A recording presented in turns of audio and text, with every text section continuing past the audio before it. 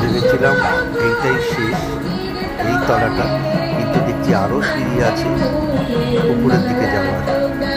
এই দেখো উপরের দিকে চলে এসেছি, দূরে পাহাড়ে বরফ আবৃত আকাশ, সুন্দর দেখতে লাগছে। দেখো এগুলো থাম আগেকার দিনের, বোধহয় এখানে আগে সভাঘর ছিল, আগে সভা টভা হতো।